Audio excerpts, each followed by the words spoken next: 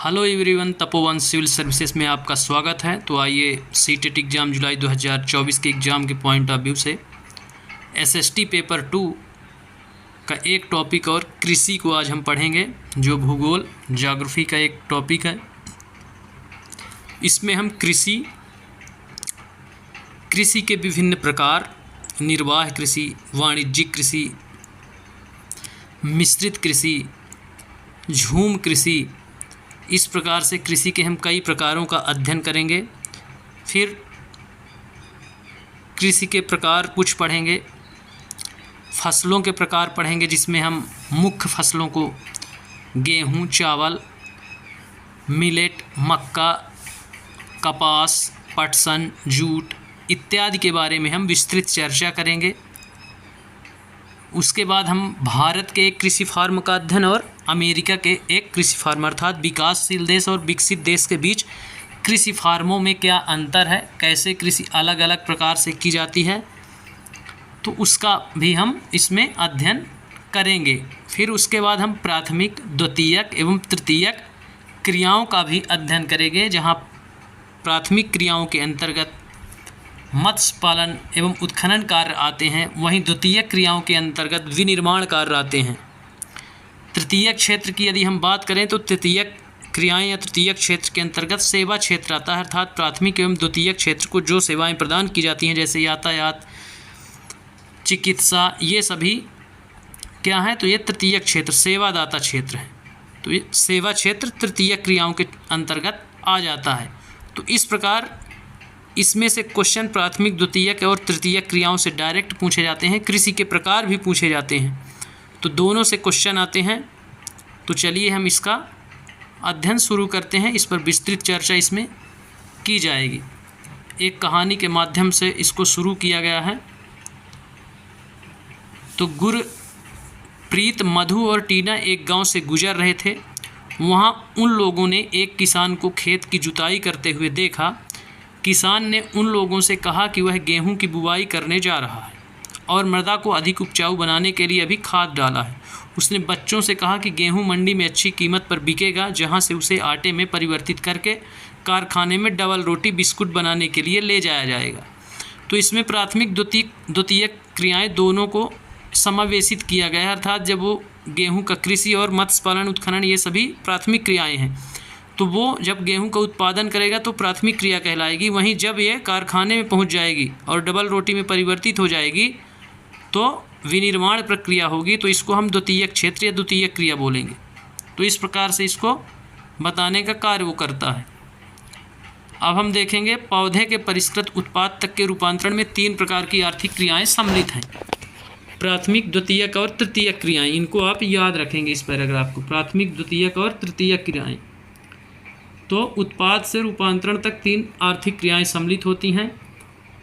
Agriculture शब्द की उत्पत्ति, एक कोट दिया गया है, इसको भी आप याद रखेंगे कि एग्रीकल्चर शब्द की उत्पत्ति लैटिन शब्द एगर या एग्री, जिसका अर्थ मृदा, और कल्चर, जिसका अर्थ कृषि से है। तो इस प्रकार आप इसको देख सकते हैं। अब हम प्राथमिक, द्वितीयक क्रियाओं के बारे में और तृतीयक क्रियाओं के बारे में हम विस्तृत चर्चा करने जा रहे हैं। तो प्राथमिक क्रियाओं के अंतर्गत उन सभी क्रियाओं को शामिल किया जाता है जिनका संबंध प्राकृतिक संसाधनों के उत्पादन, निष्कर्षण से होता है, जैसे कृषि, मत्स्य और संग्रहण इसके अच्छे उदाहरण हैं। तो आप ज़्यादा नहीं, तीनों को नोट कर लीजिए, कृषि, मत्स्य और संग्रहण, ये प्राथमिक क्रियाओं के अंतर्गत आएंगे। प्राथमिक क्रिया नोट करिए और उसमें एरो लगाकर कृषि, मत्स्य और संग्रहण, इनको आप नोट कर लेंगे।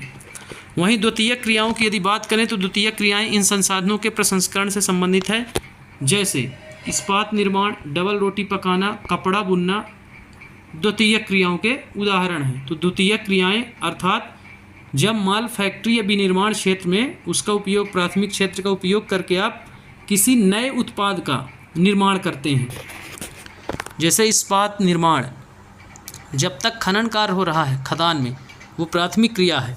लेकिन जैसे ही उसमें से पटरियों का निर्माण हो गया, लोहे का निर्माण कर दिया आपने फैक्ट्री में ले जा कर के, तो क्या हुआ, वो द्वितीयक क्रियाएं कहला गई। डबल रोटी, आपने गेहूं पकाया, प्राथमिक क्षेत्र है। जब गेहूं गया और उसका आपने क्या किया, आटा और मशीनीकरण में डाल करके डबल रोटी ब्रेड का निर्माण कर दिया तो ये विनिर्माण क्षेत्र में गया, तो ये द्वितीयक क्रियाएं कहलाएंगी। कपड़ा बुनना, कपास खेत में कृषि करना है, प्राथमिक है। कपास जब फैक्ट्रियों में गया उसमें से धागा निर्माण हुआ और धागे से कपड़े का निर्माण हो गया तो वो द्वितीयक क्षेत्र में आ गया। वहीं दुकान में पहुंचा और दुकानदार बेच रहा है, उसको सेवा दे रहा है, तो वो तृतीयक क्षेत्र के अंतर्गत आ जाएगा, तो आगे मिलेगा। तो आप द्वितीयक क्षेत्र में उदाहरणों को लिखेंगे, द्वितीयक क्षेत्र डैश करके, ये तीनों उदाहरण। फिर आते हैं तृतीयक क्षेत्र, जो तृतीयक क्रियाएं हैं, तो प्राथमिक और द्वितीयक क्षेत्र को सेवा कार्यों द्वारा सहयोग प्रदान करती हैं। यातायात, व्यापार, बैंकिंग, बीमा, विज्ञापन तृतीयक क्रियाओं के उदाहरण हैं। तो सेवा क्षेत्र, इसमें यदि आपको इनके नाम नहीं देगा, यातायात, व्यापार, बैंकिंग, बीमा, तो आपको लिख देगा कि सेवा क्षेत्र किस क्रिया के अंतर्गत आएगा, तो तृतीयक क्रिया के अंतर्गत आएगा। तृतीयक क्रिया को सेवा क्षेत्र बोल दिया जाता है। तो इस प्रकार से आप तीनों क्रियाएं लिख लेंगे और उसके सामने उनके उदाहरण लिखेंगे। अब हम बढ़ते हैं कृषि की ओर। तो कृषि एक प्राथमिक क्रिया है, जैसा कि ऊपर भी बताया गया है। फसलों, फलों, सब्जियों, फूलों को उगाना और पशुधन पालन इसमें शामिल है। तो कृषि में फलों, सब्जियों और फूलों तथा पशुधन, तीनों, ये सभी चीज़ें इसमें सम्मिलित हैं। क्या क्या? फसल भी सम्मिलित है कृषि में, फल भी, सब्जियों का उत्पादन, फूलों का उत्पादन और पशुधन साथ में पालना कृषि कहलाएगा। तो आप इनको नोट कर लेंगे। विश्व में 50% लोग कृषि से संबंधित क्रियाओं में संलग्न हैं। भारत की 2/3 जनसंख्या अब तक कृषि पर निर्भर है। तो भारत में आप याद रखेंगे कि 2/3 जनसंख्या अभी भी कृषि पर निर्भर है। अनुकूल स्थलाकृति मृदा और जलवायु कृषि क्रियाकलाप के लिए अनिवार्य है। क्या? तो अनुकूल स्थलाकृति मृदा और जलवायु, अर्थात समतल जहाँ मैदान है, जैसे गंगा का मैदान है जो उत्तर में, तो वो कृषि के लिए आदर्श स्थान है। यातायात, कृषि सब के लिए आदर्श स्थान है। वहीं पहाड़ियों की बात करें तो वहाँ अनुकूल परिस्थितियाँ नहीं रहती हैं, वो प्रतिकूल परिस्थितियाँ कहलाती हैं। फिर है जिस भूमि पर फसल उगाई जाती है कृषिगत भूमि कहलाती है। कृषिगत भूमि किसे कहते हैं? जिस पर फसल उगाई जाती है। आप मानचित्र में देख सकते हैं कि कृषि क्रियाकलाप विश्व के उन्हीं प्रदेशों में संकेंद्रित है जहाँ फसल उगाने के लिए उपयुक्त कारक विद्यमान है, जहाँ सिंचाई का साधन, मशीनरी, यातायात आदि मशीनरीकरण, ये सारे सस्ते श्रम उपलब्ध हों, वहाँ कृषि के विकास की ज़्यादा संभावना रहती है। अब हम देखते हैं आगे। ये मैप है विश्व का, आप देख सकते हैं। उत्तर अमेरिका, दक्षिण America, Africa, Europe, Asia, Australia. इसमें ये बहुत इम्पोर्टेंट है, यहाँ से क्वेश्चन हर हाल में पूछा जाएगा। इस कोट को आप बिल्कुल भी न छोड़ें, हर लाइन इसकी वेरी वेरी वेरी इम्पोर्टेंट है। एग्री, सेरी, पीसी, विटी और हार्टी, सब में आप कल्चर जोड़ दीजिए। ये 5 दिए हैं, 5 प्रकार से हैं। जैसे एग्रीकल्चर कृषि के उत्पादन को इंगित करता है, तो आप इसको याद रखेंगे। एग्री में कल्चर जोड़ दिए। तो मृदा की जुताई, फसलों को उगाना, पशुपालन का विज्ञान एवं कला है, इसे खेती भी कहते हैं। फिर है सेरीकल्चर, सेरी में कल्चर जोड़ दें तो रेशम उत्पादन। डायरेक्ट क्वेश्चन पूछा जाएगा कि सेरीकल्चर किसके उत्पादन से संबंधित है। ऑप्शन में देगा रेशम, कृषि, मत्स्य या उद्यान, तो रेशम उत्पादन से संबंधित है सेरीकल्चर। तो रेशम के कीटों का वाणिज्यिक पालन, यह कृषक की आय में पूरक हो सकता है। फिर है पीसी कल्चर, मत्स्य उत्पादन को पीसी कल्चर बोलते हैं, तो आप इसको भी याद रखेंगे। विशेष रूप से निर्मित तालाबों और पोखरों में मत्स्य पालन करना पीसी कल्चर कहलाता है। वहीं हम विटीकल्चर की बात करें तो द्राक्षा कृषि, फलों का उत्पादन या अंगूर की खेती करना विटीकल्चर कहलाता है। फिर है हॉर्टिकल्चर, उद्यान कृषि, वाणिज्यिक उपयोग के लिए सब्जियों, फूलों और फलों को उगाना हॉर्टिकल्चर कहलाता है। तो आप इनके पांचों के नाम और इनके माध्यम से किस फसल का उत्पादन किया जाता है उनके नाम एक सारणी बनाएंगे और नोट कर लीजिए। यहाँ से क्वेश्चन हर हाल में पूछा जाता है। या आप प्रीवियस ईयर के क्वेश्चन पेपर मेरी टेस्ट सीरीज़ देखेंगे, उसमें आपको 2 क्वेश्चन ज़रूर मिल जाएंगे इससे। अब हम बढ़ते हैं आगे। कृषि तंत्र। अभी तक हमने कृषि और उसकी कौन सी शाखाएं हैं ये हमने देखा। अब कृषि तंत्र के बारे में, तो कृषि या खेती को एक तंत्र के रूप में देखा जा सकता है। इसके महत्वपूर्ण निवेश बीज, उर्वरक, मशीनरी और श्रमिक हैं। फिर है बुवाई, जुताई, सिंचाई, निराई, कटाई, इसकी संक्रियाएं हैं। इस तंत्र के निर्गतों के अंतर्गत फसल, ऊन, डेयरी और कुक्कुट उत्पादन आते हैं। तो आप इनका क्रम याद रखेंगे। कभी कभी आ जाता है कि क्रम से सजाइए, कृषि उत्पादन के क्रम को बताइए। तो पहले जुताई, फिर बुवाई, उसके बाद सिंचाई, निराई और फिर कटाई। ऐसा क्रम उसमें सजाने के लिए आता है आपके पेपर में। और इनसे उत्पादन क्या होता है? निर्गत का मतलब है आपने फसल उगाई तो इसका प्रोडक्शन किस रूप में परिवर्तित होगा। निर्गत का मतलब आउटपुट। तो इसके अंतर्गत फसल प्राप्त होगी, ऊन, डेयरी, कुक्कुट उत्पादन आते हैं। यहाँ पे आप डायग्राम देख सकते हैं। इसमें भौमिक एवं मानवीय कृषि निवेश है। कृषिगत भूमि की कृषि पद्धति, इसमें जुताई, बुवाई और दवाई का छिड़काव, रसायन, बीज, मशीनरी, प्रक्रम, निर्गत और फसल दिया गया है। वहीं इसमें भौतिक निवेश, सूर्य का प्रकाश, वर्षा, तापमान, मृदा ढाल, भौतिक कारक ये कहलाते हैं। जबकि इधर कृषिगत कृषि मशीनीकरण को दिखाया गया है। इसमें भंडारण, श्रम, मशीनरी और रसायन इसमें भी दिखाया गया है। तो यहाँ भौतिक कारकों को महत्व दिया गया है, ये भौतिक कारक हैं। और इधर ज़्यादातर मशीनरीकरण को बढ़ावा देकर दिखाया गया है।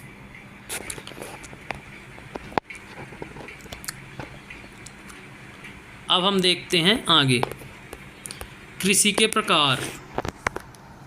तो अभी हमने कृषि तंत्र और अब देखेंगे कृषि के प्रकार।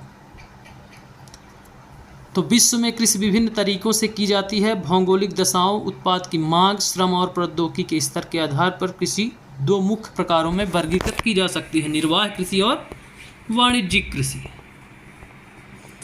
तो निर्वाह कृषि परिवार के निर्वाह के लिए, किसान अपने निर्वाह के लिए कुछ बच जाता है तो उसको बेच लेता है और अपने आवश्यकताओं की पूर्ति करता है। उसको हम बोलते हैं निर्वाह कृषि।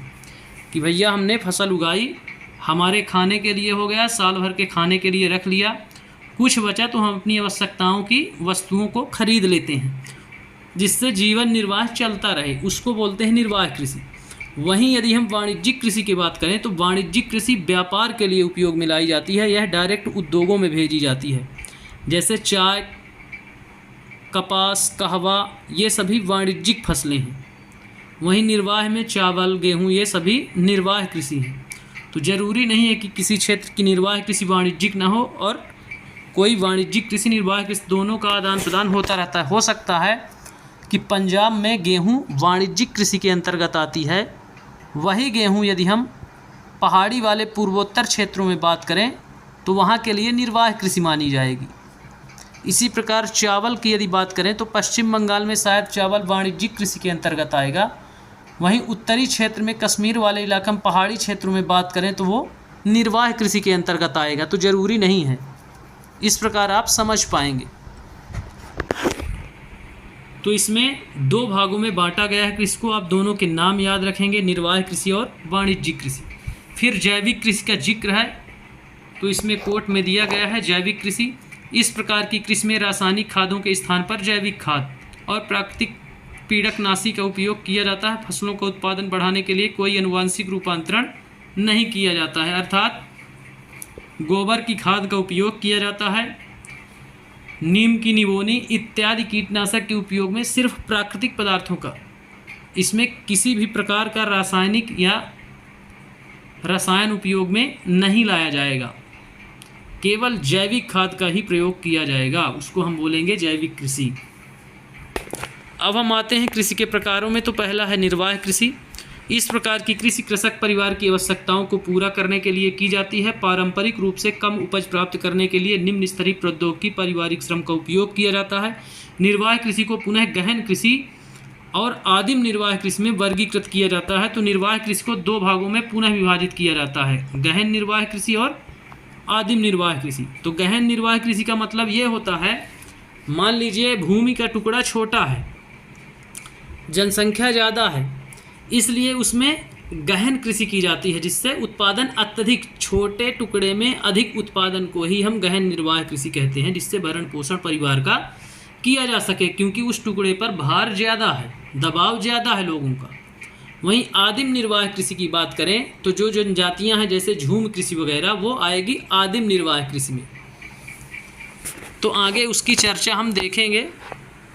तो निर्वाह कृषि का मतलब हो गया, आप समझ गए होंगे कि जिसमें परिवार की आवश्यकताओं की पूर्ति हो सके और पारंपरिक रूप से कम उपज क्षेत्र, इसमें किसी प्रौद्योगिकी का उपयोग नहीं किया जाता है, पारिवारिक श्रम और पारंपरिक ढंग से खेती की जाती है। अब हम आते हैं, इसके दो प्रकार हैं, गहन निर्वाह और आदिम निर्वाह। तो पहले हम देखेंगे गहन निर्वाह कृषि। गहन निर्वाह कृषि में किसान एक छोटे भूखंड पर साधारण औजारों और अधिक श्रम से खेती करता है। अधिक धूप वाले दिनों से युक्त जलवायु और उर्वर मृदा वाले खेत में एक वर्ष में एक से अधिक फसलें उगाई जा सकती हैं। चावल मुख्य फसल होती है, अन्य फसलों में गेहूँ, मक्का, दलहन और तिलहन आदि शामिल हैं। गहन निर्वाह कृषि दक्षिणी पूर्वी और पूर्वी एशिया के सघन जनसंख्या वाले मानसूनी प्रदेशों में प्रचलित है। जैसा कि मैं पहले बताया हूँ कि भूमि का टुकड़ा छोटा है, जनसंख्या अधिक है, दबाव ज़्यादा है, इसलिए अधिक पैदावार के लिए, जिससे भरण पोषण हो सके, तो गहन कृषि की जाती है। तो इसमें बताता है कि पूर्वी एशिया जहाँ जनसंख्या अधिक है और मानसूनी जलवायु वहाँ पाई जाती है।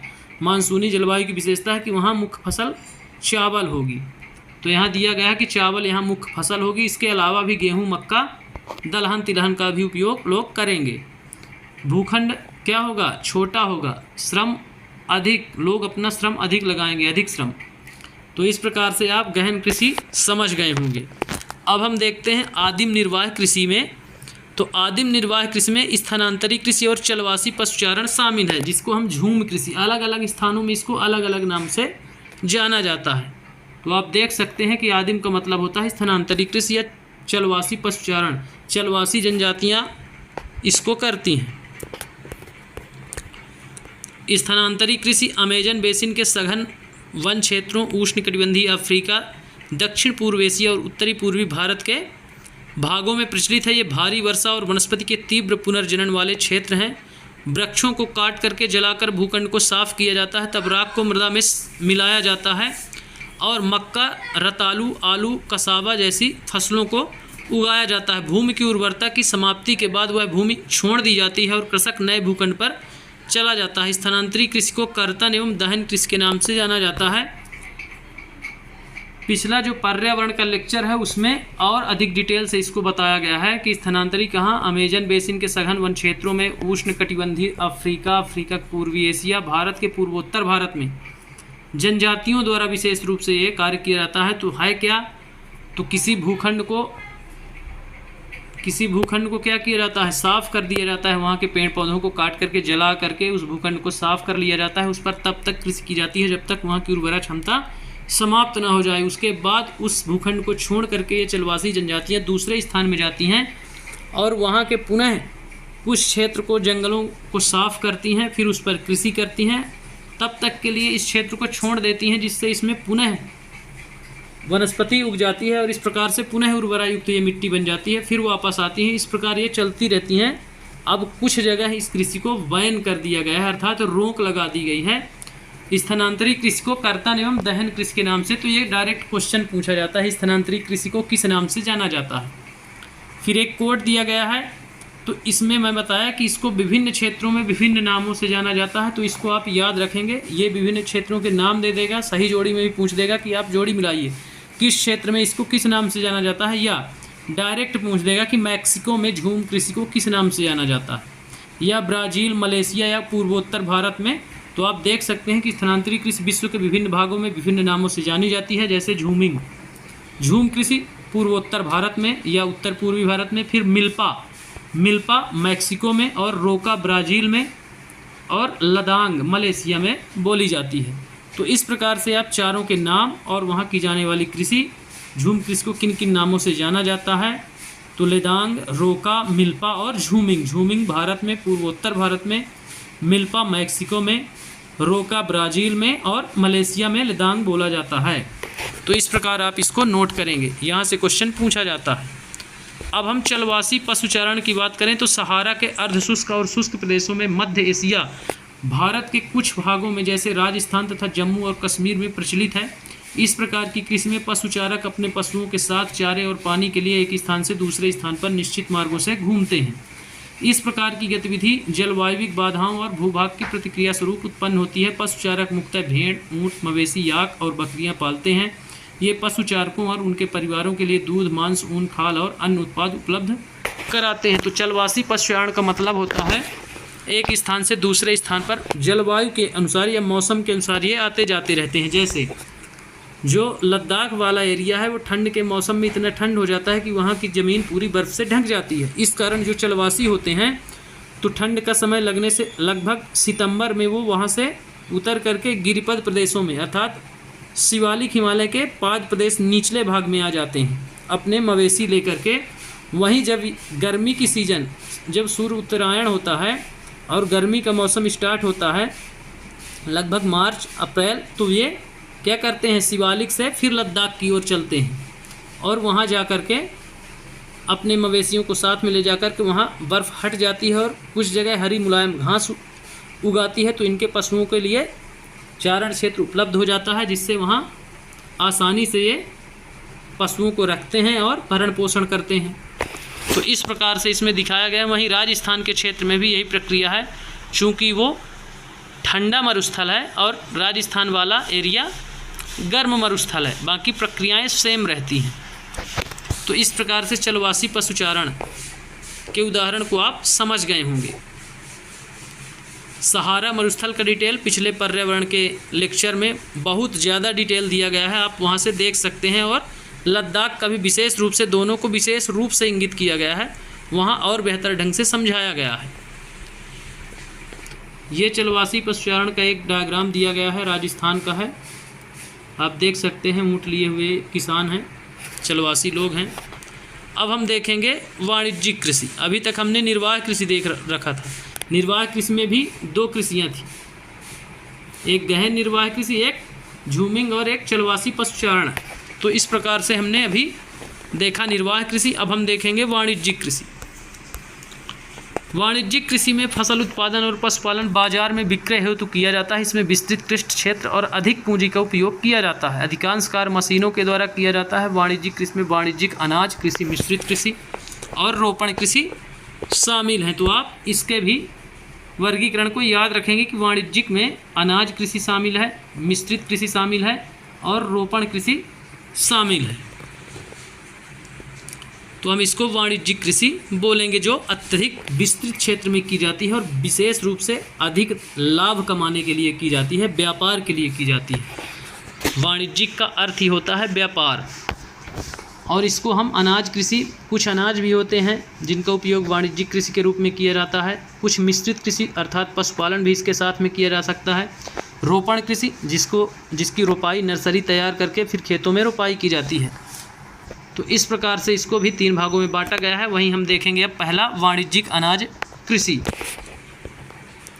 तो वाणिज्यिक अनाज कृषि में फसलें वाणिज्यिक उद्देश्य से उगाई जाती हैं। गेहूं और मक्का सामान्य रूप से उगाई जाने वाली फसलें हैं। उत्तर अमेरिका, यूरोप, एशिया के शीतोष्ण घास के मैदान वाणिज्यिक अनाज कृषि के प्रमुख क्षेत्र हैं। ये क्षेत्र सैकड़ों हेक्टेयर के बड़े फार्मों से युक्त विरल आबादी वाले हैं। अत्यधिक ठंड वर्धन काल को बाधित करती हैं और केवल एक ही फसल उगाई जा सकती है।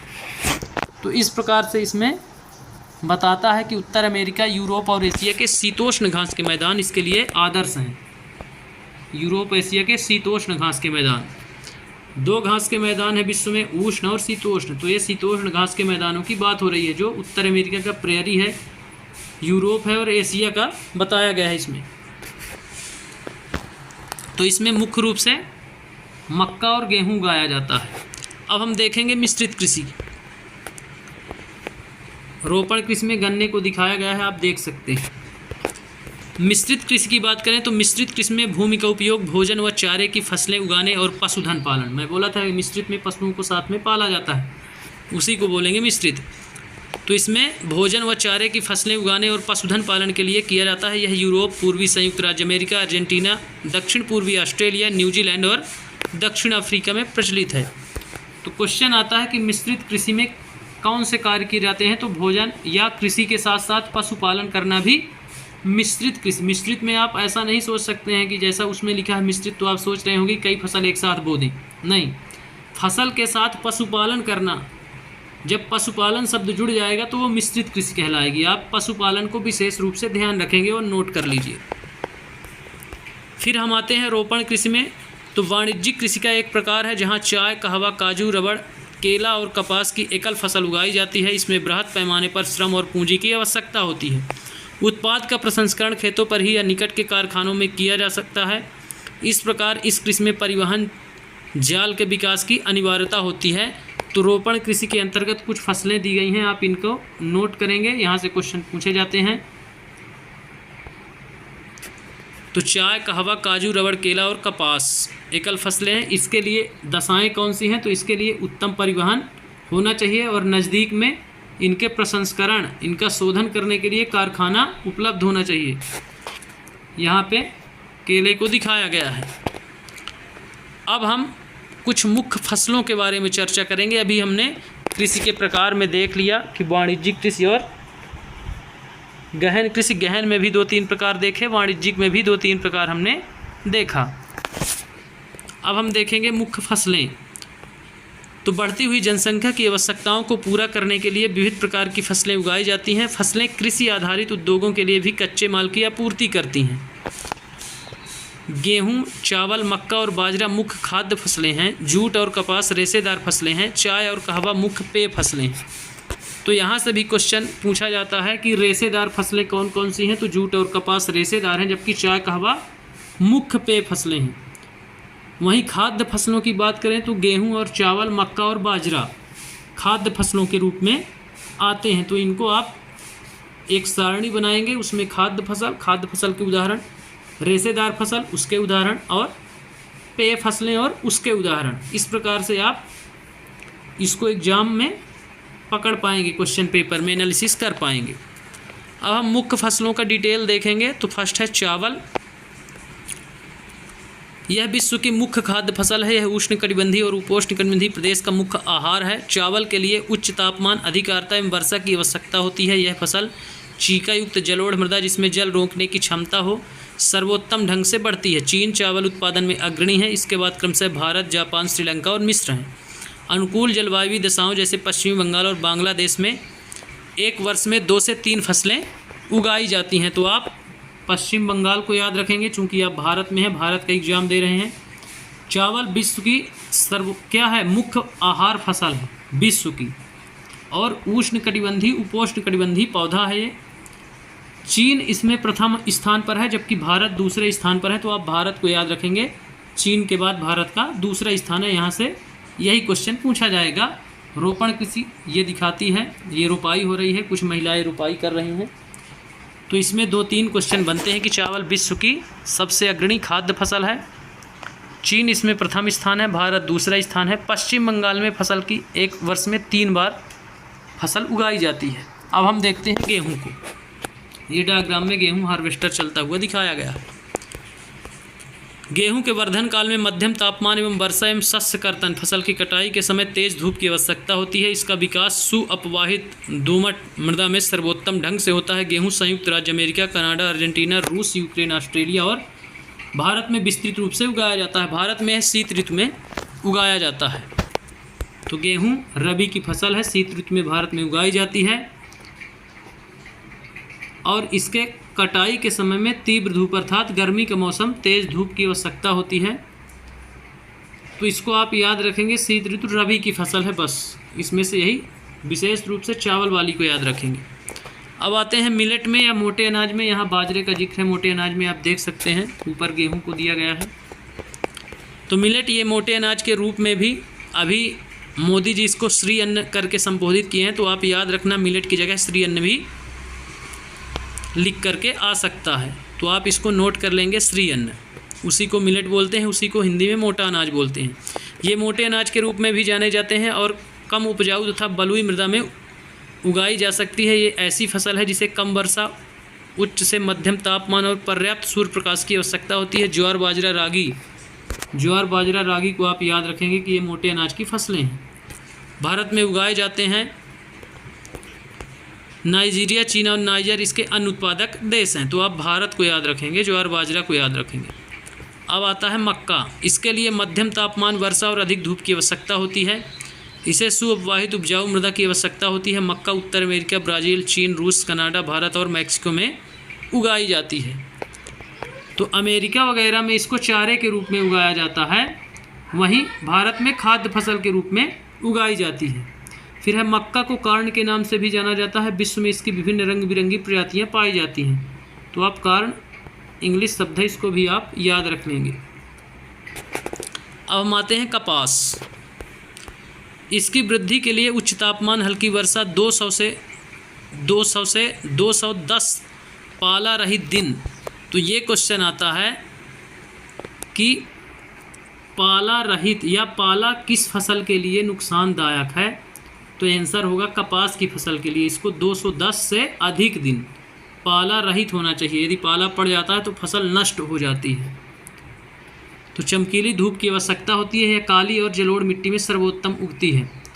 तो यहाँ से भी क्वेश्चन पूछा जाता है कि काली मृदा में या कपास की खेती के लिए कौन सी मृदा उपयुक्त है। तो काली मृदा।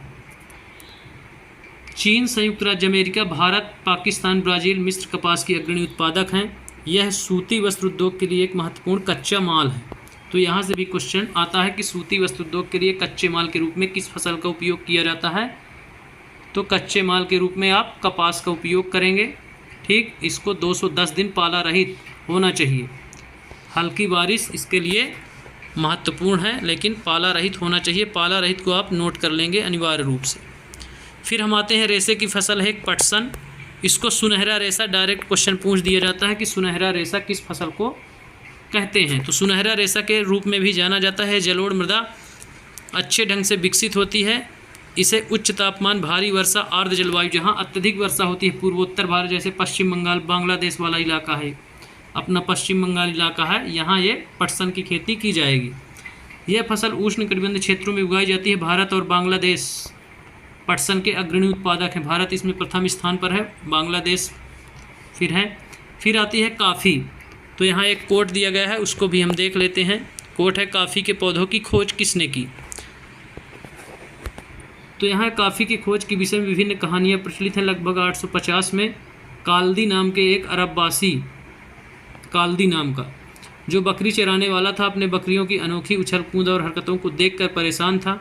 एक दिन उसने भी यह सदाहरित पौधों की फलियों को चख कर देखा, इसमें उसकी बकरियां प्रतिदिन खाया करती थीं। उसने आनंद के भाव का अनुभव करने के बाद अपनी खोज के विषय में संसार को बताया। तो आप इसको काल्दी का नाम याद रखेंगे, अरब का था। अब हम आते हैं काफ़ी की खेती के बारे में। इसके लिए गर्म और आर्द्र जलवायु और सुअपवाहित दोमट मिट्टी की आवश्यकता होती है। इस फसल की वृद्धि के लिए पर्वतीय ढाल अधिक उपयुक्त होती हैं। ब्राज़ील काफ़ी का अग्रणी उत्पादक है। इसके पश्चात कोलंबिया और भारत है। तो आप ब्राज़ील को याद रखेंगे कि अग्रणी है, उसके पश्चात भारत का तीसरा स्थान है, कोलंबिया है दूसरे पर। इसके लिए क्या है, दोमट मृदा और गर्म और आर्द्र जलवायु, पर्वतीय ढाल। तो आप यहाँ याद जो रखेंगे वो पर्वतीय ढाल याद रखेंगे। और भारत का स्थान, तो यहाँ सिर्फ पर्वतीय ढाल से, और यह एक वाणिज्यिक कृषि है, तो इसको आप याद रख लेंगे।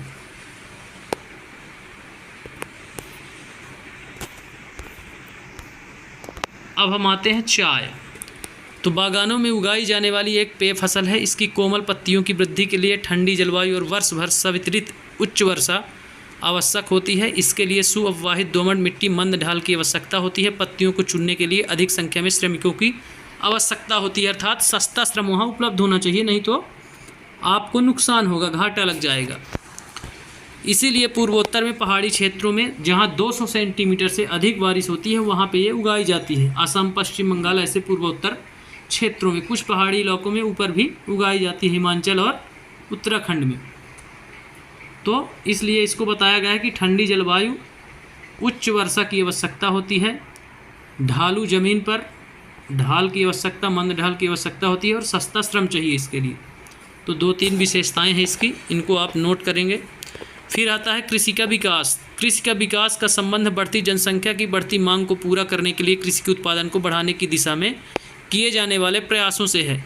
यह कई तरीकों से प्राप्त किया जा सकता है, जैसे बोए गए क्षेत्र में विस्तार करके, बोई जाने वाली फसलों की संख्या बढ़ाकर, सिंचाई सुविधाओं में सुधार करके, उर्वरकों और उच्च उपज देने वाली बीजों के प्रयोग द्वारा। कृषि का मशीनीकरण भी कृषि के विकास का एक अन्य पहलू है। कृषि के विकास का चरम लक्ष्य खाद्य सुरक्षा को बढ़ाना है। तो इसमें कुछ उपाय दिए गए हैं कि कृषि उत्पादन में वृद्धि कैसे की जाए। तो इसमें दिया गया है क्या, बोए गए क्षेत्र में विस्तार कर दो, यानी क्षेत्र को बढ़ा दो, फसलों की संख्या बढ़ा दो, सिंचाई सुविधा बढ़ा दो, उर्वरक और उच्च उपज देने वाले बीजों का प्रयोग करो, मशीनीकरण करो। ठीक, ये सभी कार्य क्या करेंगे, खाद्य सुरक्षा को बेहतर बनाएंगे। फिर एक कोड है, खाद्य सुरक्षा तभी बनी रहती है जब सभी व्यक्तियों को क्रियाशील और स्वस्थ जीवन जीने के लिए आहार की आवश्यकता और प्राथमिकता के आधार पर हर समय पर्याप्त, सुरक्षित और पौष्टिक खाद्य पदार्थ सुविधा उपलब्ध हो, तभी हम बोलेंगे कि ये खाद्य सुरक्षा है। अब हम सेकंड पैरा देखते हैं। कृषि का विकास विश्व के विभिन्न भागों में विभिन्न गतियों से हुआ है। अधिक जनसंख्या वाले विकासशील देश अधिकतर गहन कृषि करते हैं, क्योंकि ऑब्वियसली जब जनसंख्या अधिक है तो गहन कृषि करेंगे तभी उनका भरण पोषण हो पाएगा, अन्यथा नहीं। एक बार विकसित देश, चूँकि वहाँ जनसंख्या कम होती है, इसलिए वहाँ कौन सी कृषि की जाएगी, वाणिज्यिक कृषि। लेकिन जहाँ जनसंख्या ज़्यादा है वहाँ गहन कृषि, चूँकि ज़मीन कम है और दबाव ज़्यादा है, इसलिए वहाँ गहन कृषि की जाती है। तो गहन कृषि की विशेषता है कि यह अधिक जनसंख्या वाले विकासशील देशों पर की जाती है। जहाँ छोटी जोतों पर सामान्यतः जीविकोपार्जन के लिए फसलें उगाई जाती हैं, बड़ी जोतें वाणिज्यिक कृषि के लिए, जैसा कि मैं बताया अभी, अधिक उपयुक्त होती हैं। जैसे संयुक्त राज्य अमेरिका, कनाडा और ऑस्ट्रेलिया में वाणिज्यिक कृषि की जाएगी, लेकिन भारत, चीन जैसे देशों में क्या किया जाएगा, गहन कृषि की जाएगी, क्योंकि जनसंख्या यहाँ अधिक है। आओ हम 2 फर्मों, एक भारत और दूसरा संयुक्त राज्य अमेरिका, 2 फर्मों की यहाँ बात की गई है। वस्तु स्थित अध्ययनों की सहायता से विकासशील और विकसित देशों की कृषि के विषय में जानेंगे, तो दोनों में अंतर आपको समझ में आ जाएगा। तो हम बात करते हैं भारत का एक फार्म। उत्तर प्रदेश के गाजीपुर ज़िले में आदिलाबाद एक छोटा सा गांव है। मुन्ना लाल इस गांव का एक छोटा किसान है, जिसके पास लगभग 1.5 हेक्टेयर का एक फार्म है। उसका आवास मुख्य गांव में है। वह अधिक उपज देने वाले बीजों को बाजार से वर्षों के एकांतर पर खरीदता है। उसकी भूमि उर्वर है। वह वर्ष में कम से कम 2 फसलें, सामान्यतः गेहूं और चावल दालें उगाता है। किसान अपने मित्रों और बुजुर्गों के साथ सरकारी कृषि अधिकारियों से कृषि कार्यों के संबंध में सलाह लेता है। वह अपने खेतों की जुताई के लिए भाड़े पर ट्रैक्टर लेता है। यद्यपि उसके कुछ मित्र अभी भी बैलों से खेती और को जोतने की परंपरागत विधि का उपयोग करते हैं। समीप के खेत में एक नलकूप है, जिसे वह अपने खेत की सिंचाई के लिए भाड़े पर लेता है। मुन्ना लाल के पास 2 भैंस और कुछ मुर्गियां भी हैं। वह निकट के शहर में स्थित सहकारी भंडार में दूध बेचता है। वह वहां का एक सदस्य है। सहकारी समिति इसके जानवरों के लिए चारे के प्रकार, पशुधन के स्वास्थ्य के सुरक्षात्मक उपाय और कृत्रिम गर्भाधान के संबंध में भी सलाह देती है। कृषि के विविध कार्यों में परिवार के सभी सदस्य उसकी सहायता करते हैं। कभी कभी वह बैंक या कृषि सहकारी समितियों से बीज के उच्च उपज देने वाली किस्मों और औजारों को खरीदने के लिए ऋण लेता है। वह अपने उत्पादन को क्या करता है, निकट के शहर में स्थित मंडी में बेचता है। और अधिकांश किसानों के पास भंडारण सुविधाओं की कमी होती है, इसलिए वे बाजार के अनुकूल न होने पर भी अपने उत्पादों को बेचने के लिए विवश होते हैं। हाल के वर्षों में सरकार के भंडारण की सुविधाओं के विकास के लिए कुछ कदम उठाए हैं। तो अभी बहुत बड़े बड़े वेयर हाउस बनाए जा रहे हैं। इसी को बताता है कि सरकार सुविधाओं के लिए कुछ कदम उठाए हैं, वेयर हाउसों का निर्माण किया जा रहा है। तो इसमें बताता है कि किस प्रकार भारत का जो फार्म हाउस है, 1.5 हेक्टेयर ज़मीन उसके पास है, लगभग 7.5 एकड़।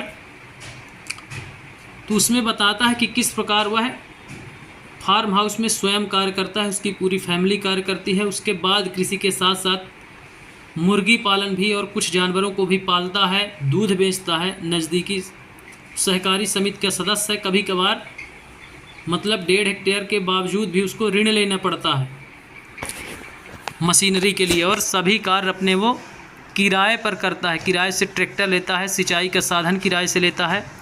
तो इस प्रकार विकासशील देश के फार्म हाउस के बारे में बताया गया है। वहीं अब हम डिटेल में जानेंगे अमेरिका के एक विकसित देश के फार्म हाउस के बारे में, तो उसमें आप देखेंगे फिर दोनों में डिफरेंट समझ में आएगा कि क्या था। तो हम चर्चा करेंगे संयुक्त राज्य अमेरिका का एक फार्म हाउस, यहाँ पे दिखाया गया है। तो संयुक्त राज्य अमेरिका में एक फार्म हाउस का औसत आकार भारतीय फार्म की तुलना में बहुत बड़ा होता है। संयुक्त राज्य अमेरिका में एक प्रारंभिक फार्म का आकार 250 हेक्टेयर है। अब अंदाज़ा आप लगा सकते हैं कि एक भारत का फार्म हाउस 1.5 हेक्टेयर का था और अमेरिका का फार्म हाउस 250 हेक्टेयर। तो आप लगा सकते हैं अंदाज़ा कि कितना बड़ा होगा। 250 हेक्टेयर इंटू 5 कर दीजिए, 1 हेक्टेयर में 5 एकड़ होते हैं, तो आप समझ जाएंगे 2.5 एकड़ होते हैं शायद। तो आपको समझ में आ जाएगा कि कितना बड़ा डिफरेंट है। हेक्टेयर में आप देखें लगभग 200-250 गुने का अंतर है। किसान सामान्यतः फार्म में रहता है। मक्का, सोयाबीन, गेहूं, चुकंदर यहाँ उगाई जाने वाली कुछ महत्वपूर्ण फसलें हैं। संयुक्त राज्य अमेरिका के मध्य पश्चिम में स्थित आयोवा राज्य का एक किसान जो होरन के पास 300 हेक्टेयर भूमि है, वह अपने खेत में मक्का तब उगाता है जब वह आश्वस्त हो कि मृदा और जल संसाधन इस फसल की आवश्यकताओं को पूरा कर देंगे, तभी मक्के की खेती वो करता है। फसल को नुकसान पहुंचाने वाले पीड़कों का नियंत्रण के लिए पर्याप्त उपाय किए जाते हैं। समय समय पर वह मृदा के नमूनों को मृदा परीक्षण प्रयोगशाला में जांच के लिए भेजता है। उसमें पर्याप्त पोषक हैं या नहीं, ये परिणाम जो होरन को वैज्ञानिक उर्वरक कार्यक्रम की योजना बनाने में मदद करते हैं। तो किस प्रकार वह वैज्ञानिक ढंग से कृषि करता है।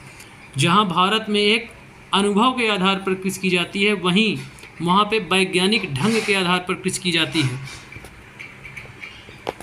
उसका कंप्यूटर उपग्रह से जुड़ा हुआ है जो उसे उसके खेत की यथार्थ तस्वीर देता है। यह रासायनिक उर्वरक और पीड़कनाशकों का आवश्यकतानुसार प्रयोग करने में उसकी मदद करता है। तो इस प्रकार आप देख सकते हैं कि उच्च तकनीकी का उपयोग करता है। यहाँ दिखाया भी गया है किस प्रकार से पीड़कनाशकों का वायुयानों के माध्यम से वो छिड़काव कर रहा है और उसका कंप्यूटर है उपग्रह प्रणाली से जुड़ा हुआ है जो उसके खेत की यथार्थ तस्वीर देता रहता है कि कैसी कंडीशन है। तो ये अंतर है दोनों देशों में। फिर है वह ट्रैक्टरों और बीज बोने की मशीनों, समतलक संयुक्त हार्वेस्टर और थ्रेसर का उपयोग कृषि संबंधी विविध संक्रियाओं में करता है। अनाज स्वचालित अन्न भंडार में संचित किए जाते हैं अथवा बाजार अभिकरणों मार्केट एजेंसियों में भेजे जाते हैं। संयुक्त राज्य अमेरिका में किसान एक व्यवसायी की तरह काम करता है, न कि एक खेतिहर किसान की तरह।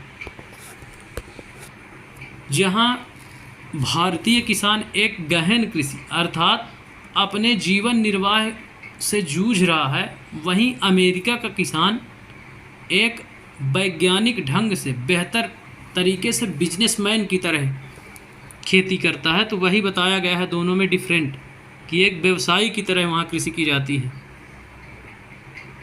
और किस प्रकार से मशीनीकरण का उपयोग किया जाता है। उसके खेत के नज़दीक में वेयर हाउस है, स्टोरेज है, सब कुछ सारी व्यवस्थाएं उसको नज़दीक में उपलब्ध है।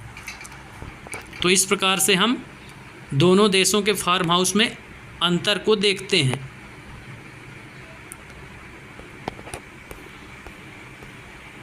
यहाँ कुछ ऑब्जेक्टिव दिए गए हैं 2-3 आप देख सकते हैं। उद्यान कृषि का अर्थ है गेहूँ उगाना, आदिम कृषि फलों और सब्जियों को उगाना। तो यहाँ फलों और सब्जियों को उगाना है। सुनहरा रेशा अभी हमने पढ़ा, पटसन को सुनहरा रेशा कॉफ़ी का प्रमुख उत्पादक देश है, तो प्रमुख उत्पादक देश है ब्राज़ील। इसको आप याद रखेंगे। तो इस प्रकार से हम इस पाठ में कृषि के विभिन्न प्रकार, वाणिज्यिक और गहन, उसके भी फिर 2-3 प्रकार, भारत और अमेरिका के फार्म हाउस, उनके बीच अंतर, किस प्रकार से दो देशों के बीच में कितना भारी बड़ा डिफरेंट है, विभिन्न फसलों का अध्ययन किए जिसमें खाद्यान्न फसल, वाणिज्यिक फसल जिसमें गेहूँ, चावल, मक्का, मोटे अनाज, मिलेट, श्री अन्न जिसे कहते हैं, उनका विस्तृत अध्ययन किया हमने, और कृषि और उसके प्रकारों का अध्ययन किया। वहीं प्राथमिक, द्वितीयक और तृतीयक क्रियाओं का अध्ययन किया। तो इस प्रकार से इसमें से क्वेश्चन प्राथमिक, द्वितीयक, तृतीयक क्रियाओं से आते हैं और विभिन्न प्रकार की फसलों से पूछे जाते हैं। तो इस प्रकार आप इसको एक बार देखें और अपनी नोट्स बनाएं, उसके बाद पेपर को सॉल्व करें। इसी के साथ धन्यवाद। कल फिर होगी मुलाकात।